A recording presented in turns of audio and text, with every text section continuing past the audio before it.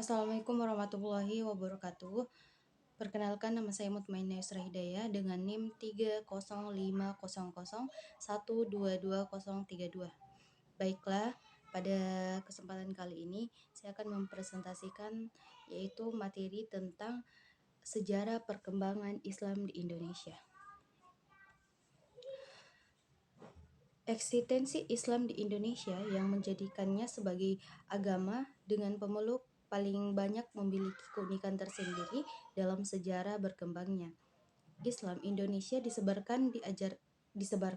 diajarkan dan dianut dengan cara yang damai dan diterima dengan baik. Adapun teori tentang masuknya Islam ke Indonesia itu terbagi atas 3 teori. Yang pertama, teori tentang Gujarat atau India, yang kedua tentang teori Persia, dan yang ketiga itu tentang teori Arab. Yang pertama ialah teori India. Teori ini ditemukan oleh J.P. Nepal 1872 Masehi, yang ditafsirkan catatan perjalanan Marco Polo abad ke-13. Masyarakat yang menerima keislaman pada waktu itu berada di pesisir pantai Sumatera, Jawa, Kalimantan, Sulawesi, dan pulau-pulau kecil lainnya.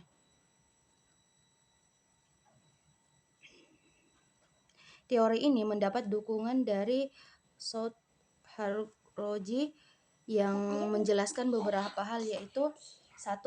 Datangnya Islam ke Indonesia mulai berlangsung sejak awal abad ke-13 Masehi dan bukan datang langsung dari Arab melainkan lewat India. Yang kedua, kurangnya fakta yang menjelaskan peran bangsa Arab dalam penyebaran Islam di Indonesia. Yang ketiga, hubungan perdagangan antara Indonesia India yang telah lama terjalin dengan baik. Dan yang terakhir, ditemukannya inskripsi tertua tentang Islam yang terdapat di Sumatera, yang memberikan bukti bahwa Sumatera dan Gujarat telah menjalin hubungan perdagangan. Adapun teori yang kedua yaitu teori Persia. Teori ini pada dasarnya memfokuskan tujuannya pada sosial kultural di kalangan masyarakat Islam Indonesia yang ada kesamaan dengan Persia. Adapun bukti dari teori ini terdapat perkumpulan orang-orang Persia di Aceh sejak abad ke-15. Kesamaan di antara lain: 1. Peringatan Hari Asyura yang dikenal dengan perayaan Tabut di beberapa tempat di Indonesia seperti Sumatera Barat dan Bengkulu. Yang kedua, berkembangnya ajaran Syekh Siti Jenar yang memiliki kesamaan dengan ajaran Sufi Al-Hajjah dari Iran, Persia. Keduanya juga sama-sama dihukum oleh penguasa setempat karena ajaran dinilai bertentangan dengan ketauhidan Islam dan dapat membahayakan stabilitas sosial politik. Selanjutnya, penggunaan gelar Syah yang biasanya digunakan di Persia juga digunakan oleh raja-raja di Indonesia. Selanjutnya, penggunaan istilah bahasa Iran dalam mengeja huruf Arab untuk tanda baca harakat seperti jabar-jar yang dalam bahasa Arab disebut fathah kasrah. Dan yang terakhir, tradisi Muharram yang dihubungkan dengan Husain putra Sayyidina Ali radhiyallahu anhu yang meninggal di Karbala. Teori ini juga banyak mendapat kritikan, terutama dari Dahlan Mansur, Abu Bakar Aceh, dan lain sebagainya. Adapun teori yang ketiga yaitu teori Arab atau Mekah.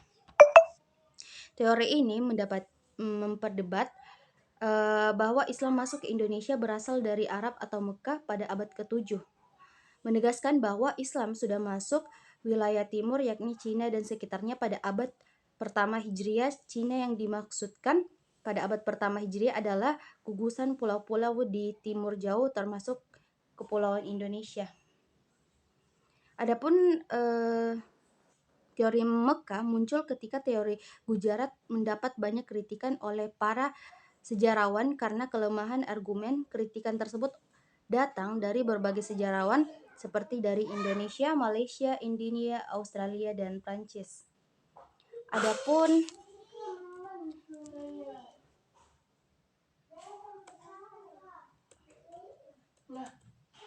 ada temanmu di luar. ya itu enggak.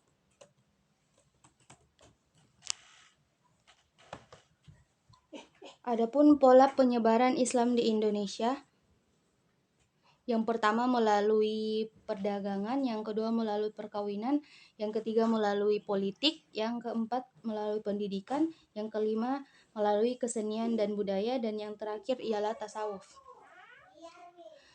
Dakwah Islam pada masa Wali Songo itu ada beberapa.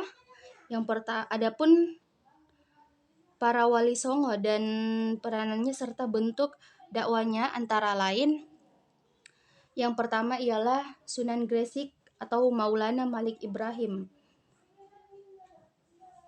atau yang biasa disebut Makdum Ibrahim Al-Samarkandi.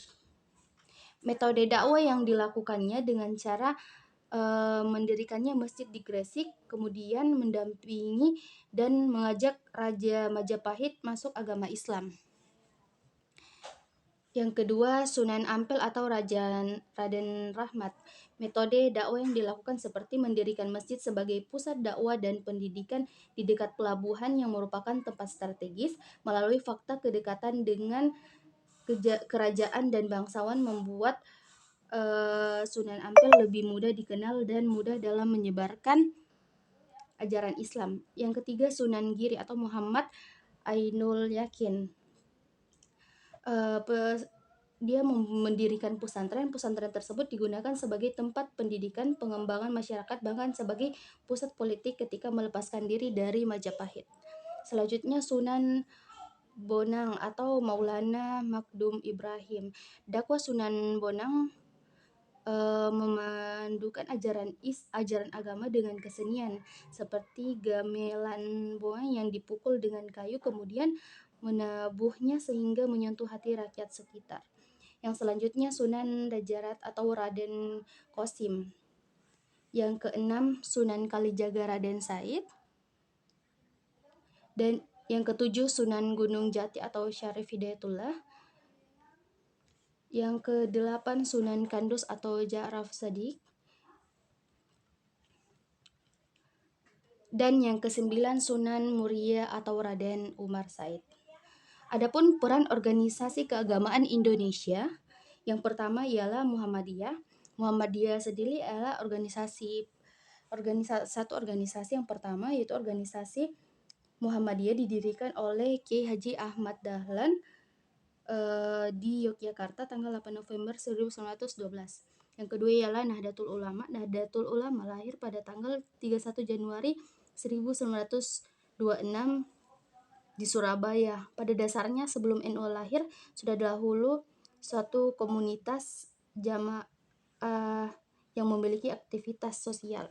Yang ketiga ialah Ikatan Cendekiawan Muslim, didirikan pada tanggal 7 Desember 1990 melalui pertemuan kaum cendekiawan Muslim di Kota Malang dengan menjadikan B.J. Habibie.